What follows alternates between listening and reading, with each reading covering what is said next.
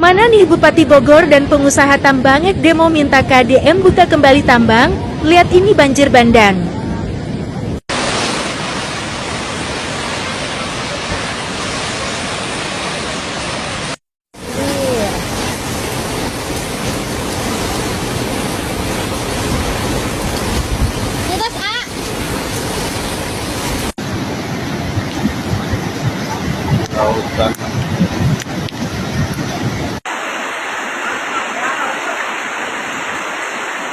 Belum lama ini, publik Bogor dibuat panas oleh polemik tambang di wilayah Cigudeg, Rumpin, dan Parung Panjang saat ribuan massa turun aksi. Sosok Bupati Bogor Rudi Susmanto menjadi sorotan karena berdiri langsung di hadapan para demonstran, bahkan meminta pemerintah Provinsi Jawa Barat membuka kembali tambang yang memiliki izin. Dalam pidatonya kala itu, Rudi menyebut puluhan ribu warga Bogor menggantungkan hidup dari sektor tambang. Ia juga meminta Gubernur Jawa Barat Deddy Mulyadi atau KDM mendengar aspirasi masyarakat. Pernyataan itu langsung viral. Sebagian publik menilai Rudi seperti berada di barisan yang berbeda dengan KDM, terutama setelah kebijakan penertiban tambang menjadi perhatian besar di Jawa Barat. Namun suasana berubah hanya beberapa hari kemudian. Di tengah kirap budaya mahkota Binokasi di kota Bogor, publik kembali melihat Rudi Susmanto berdiri berdampingan dengan KDM. Dalam satu panggung budaya Sunda, kirap mahkota Binokasi sendiri menjadi simbol pelestarian sejarah dan budaya Sunda. Ribuan warga memadati jalanan Bogor untuk menyaksikan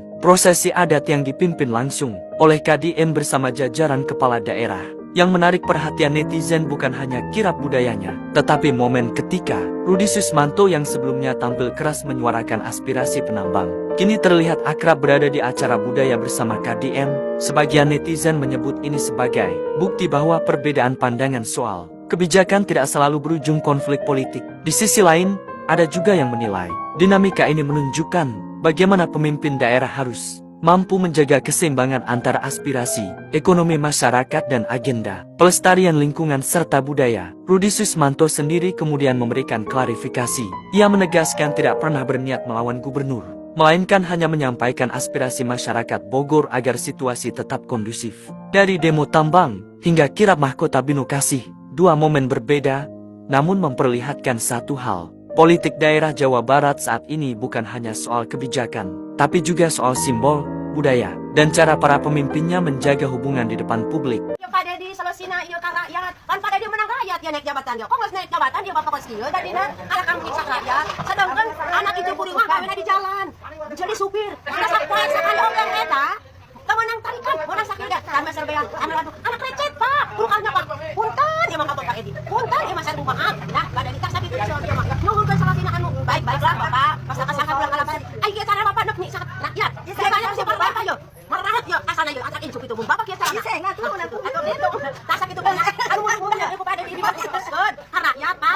Urusan Bapak, jeung ka rakyat Pak. Masa Allah Pak. Model Bapak mah sawah lega upamanya. Warung bongkar, ada pasar beas aya, ada pasar lauk anu meunah aya. Ayeuna rakyat dicegah kumaha apa? Ulah-ulah mun ngadahar lauk meunahnya anak itu kuring. Jeung uyang kita mah da meureun teu aya atos gede. Tah sakitu teh simpati. Mudah-mudahan Bapak ya sing rakyat. Ini bebeakan si Mak.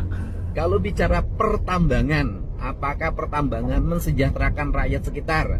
Belajar dari kasus Rumpin, kasus Renghas Jajar dan sekitarnya, kita bisa melihat bahwa aliran uang yang puluhan miliar dalam setiap bulan dan bisa jadi ratusan miliar dalam setiap tahun ternyata tidak bisa mendongkrak ekonomi warga sekitar. Ketika baru sebentar tambang ditutup, semua orang sudah berteriak, ditagih oleh bank keliling atau bank emok. Infrastruktur di sekitar desanya hancur. Kemudian yang paling dekat kasus adalah warga yang kebetulan anggota Linmas yang mengaku hanya makan kelapa. Dia tiap hari kuli mikul batu dimuatkan ke truk. Ternyata rumahnya pun mau roboh. Padahal dia termasuk kategori aparat desa, tugasnya sebagai Linmas. Dari situlah kita belajar bahwa seringkali rakyat dijadikan ujung tombak untuk melakukan protes terhadap sebuah kegiatan. Ketika tambang ditutup, pengusaha diam. Yang maju adalah masyarakat, baik supir truk maupun kuli-kuli lainnya termasuk pedagang kecil.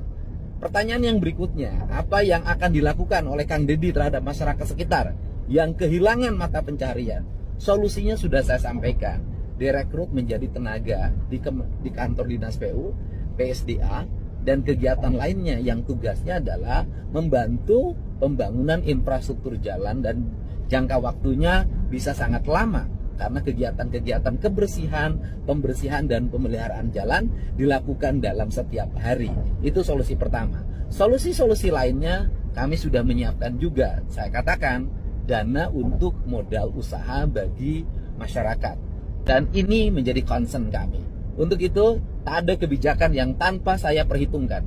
Saya berpihak pada kepentingan masyarakat, saya akan berjuang dengan kepentingan rakyat, dan saya tidak mau masyarakat dijadikan ujung tombak menghadapi pemerintah yang secara konsisten menjaga lingkungan dan menjaga derajat ekonomi rakyat kecil.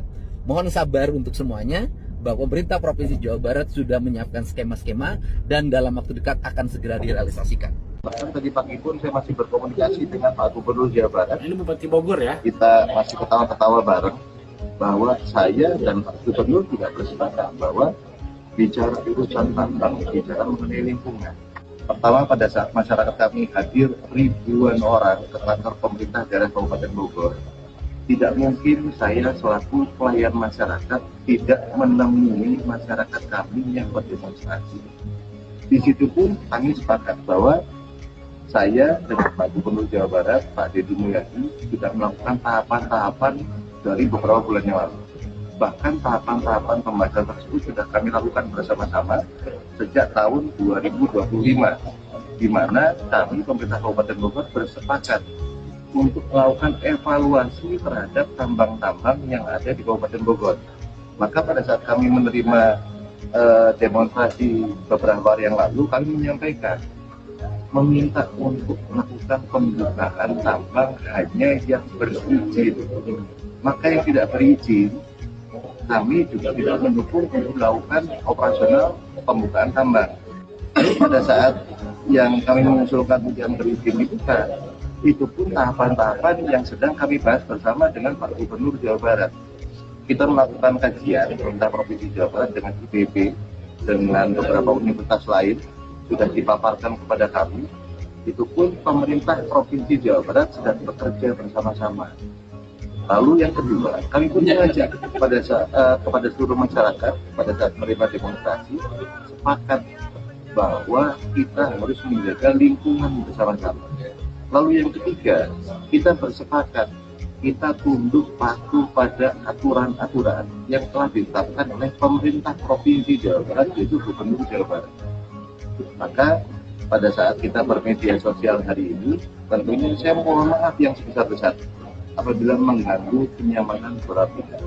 Tapi tentunya media sosial digunakan ketika menyampaikan sesuatu hal yang positif, sesuatu hal yang benar. Dengan ramainya seperti sekarang, akhirnya seluruh masyarakat melihat. Apa yang terlihat? Ini tambang yang diliputin tambang yang mana sih? Oh, ternyata Bogor itu ada tambang yang resmi dan ada yang tidak resmi. Maka supaya lingkungan tetap terjaga, yang resmi dioptimalkan, yang tidak resmi harus ditutup. Sehingga kalaupun ada yang disebut tadi oknum-oknum tadi, maka kalau aparat penegak hukum masuk ke dalamnya akan terlihat betul tidak ada oknum-oknum keterlibatan. Pertama ya, yang tambang Bogor itu bicara kompensasi. Jadi begini, dalam perhitungan kita, pegawai tambang dan orang yang bekerja di sektor informal tambang itu hanya 3.000. Karena kan ya?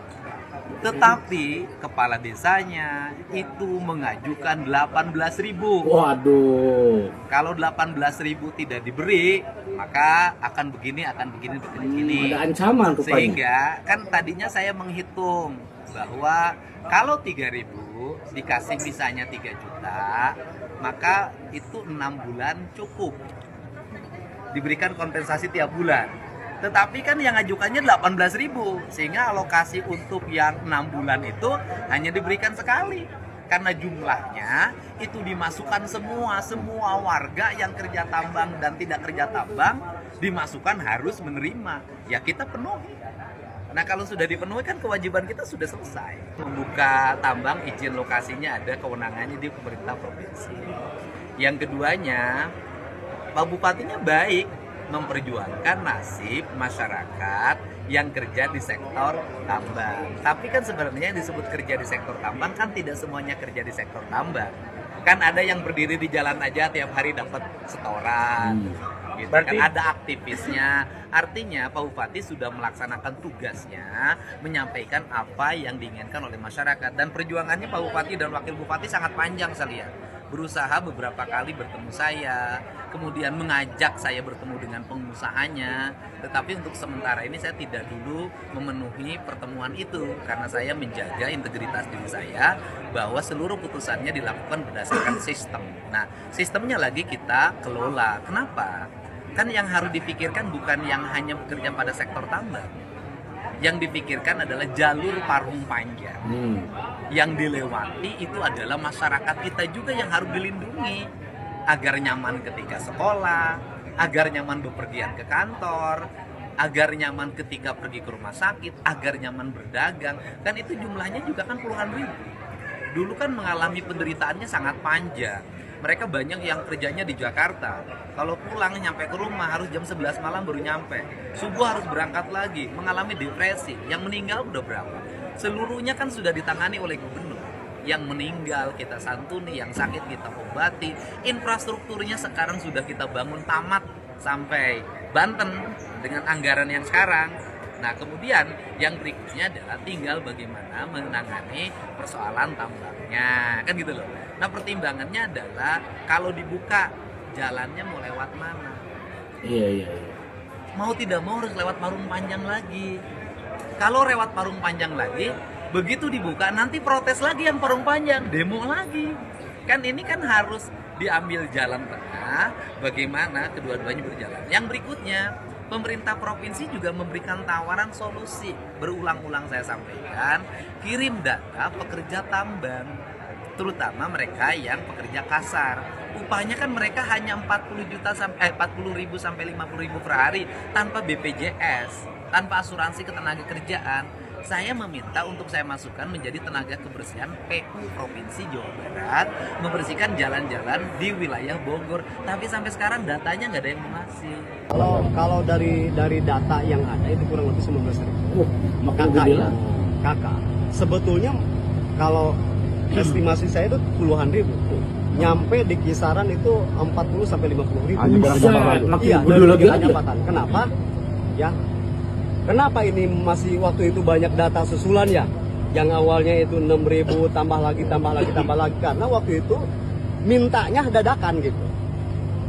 Permintaan dari pemerintah kepada pemerintahan desa yang paling bawah itu dadakan, mendadak mintanya. Jadi di waktu yang sangat singkat harus segera terkumpul gitu kan, nggak bisa begitu.